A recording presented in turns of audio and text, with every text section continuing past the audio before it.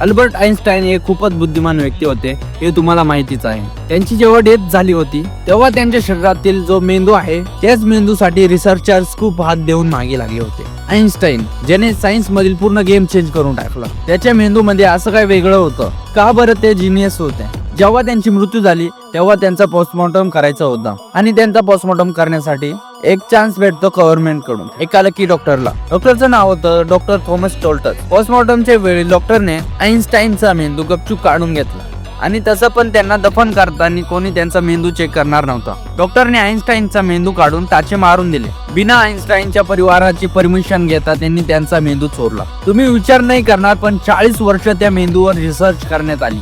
1990 ला पूर्ण रिपोर्ट आली आणि डेथ झाली होती 1955 ला.